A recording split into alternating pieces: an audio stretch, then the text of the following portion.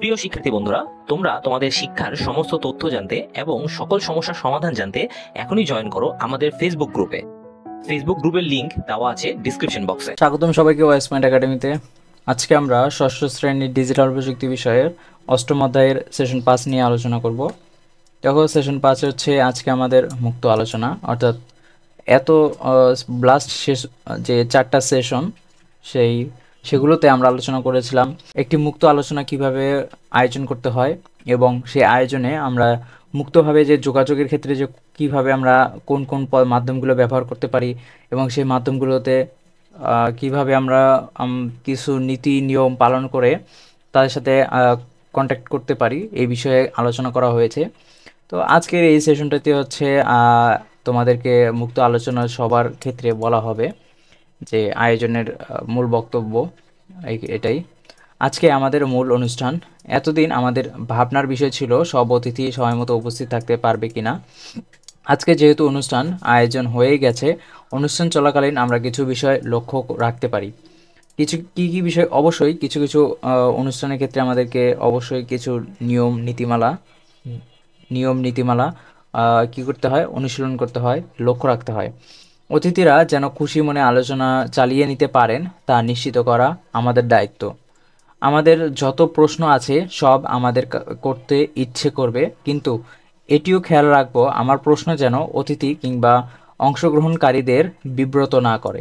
অর্থাৎ যারা এই আলোচনায় অংশগ্রহণ করতেছেন তারাও যেন বিব্রত না হয়, তাদেরও যেন অস্বস্তি না লাগে, তারা যেন বিনা অস্বস্তিতে আমাদের প্রশ্নের উত্তর দিতে পারে। এই ধরনের প্রশ্ন করা এবং লিমিটেড একটা প্রশ্ন করা, যেন তারা বিরক্ত না হয়। অনুষ্ঠানের সময় অন্য কাজ বা কথা বললে অতিথিরা মনে করতে পারেন আমাদের এই কাজটি তেমন গুরুত্বপূর্ণ নয়, তাই তারা এই ধরনের আচরণ করা থেকে বিরত থাকব।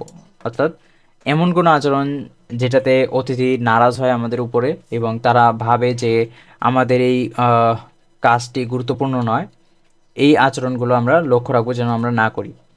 মুক্ত আলোচনা শেষে আমাদের অভিজ্ঞতার কথাগুলো একটি খাতায় লিখে অ্যাসাইনমেন্ট আকারে শিক্ষকের কাছে জমা দিতে পারি। তো দেখো, মুক্ত আলোচনার তারিখ কিভাবে আমরা অ্যাসাইনমেন্টটা জমা দিব। 1 নম্বর হচ্ছে মুক্ত আলোচনার তারিখ, এরপর হচ্ছে বক্তব্যের তালিকা, এরপর অংশগ্রহণকারীদের সংখ্যা, কোন বিষয়ে বেশিরভাগ মানুষ একমত ছিল, কোন বিষয়ে বেশিরভাগ মানুষ একমত হয়নি, আগামী মুক্ত আলোচনা কি বিষয়ের উপর হতে পারে এই নিয়ে একটা সম্ভাব্য আলোচনা, এই আয়োজনে কি কি পরিবর্তন করলে আগামী আলোচনা আরও ভালো হবে এই বিষয়েও একটি কথা বলা। আমি এই আয়োজনের জন্য যে যোগাযোগগুলো করেছিলাম সেখানে কি কি ত্রুটি বা ভুল ছিল এ নিয়ে লেখা। পরবর্তী আয়োজনের সময় যোগাযোগের ক্ষেত্রে আমি যে বিষয়গুলো লক্ষ্য রাখবো তা নিয়ে লেখা। অর্থাৎ অবশ্যই তোমরা যে এই অ্যাসাইনমেন্টটা করবা, অবশ্যই তোমাদেরকে এই পয়েন্টগুলো খেয়াল রাখতে হবে। এই কয়েকটি পয়েন্ট যেন সেই অ্যাসাইনমেন্টের মধ্যে যুক্ত থাকে। মুক্ত আলোচনার তারিখ, বক্তব্যের তালিকা, অংশগ্রহণকারীদের সংখ্যা, কোন বিষয়ের বেশিরভাগ মানুষ একমত ছিল, কোন বিষয়ে একমত ছিল না, আগামী মুক্ত আলোচনার কী বিষয়ের উপর হতে পারে, এই আয়োজনে কি কি পরিবর্তন করলে আগামী আলোচনা আরও ভালো হবে। এরপর হচ্ছে কি এই আলোচনা থেকে তুমি কি শিখলা, বা এই আলোচনার ক্ষেত্রে যোগাযোগের ক্ষেত্রে তোমার কি ভুল ছিল সেগুলো ঠিক করে নেওয়া এবং ভবিষ্যতে তুমি কোনগুলো লক্ষ্য রাখবা সেই বিষয়গুলো লেখা আর কি। এইভাবে অ্যাসাইনমেন্টটা করতে হবে। তো আজকের সেশন এই পর্যন্তই।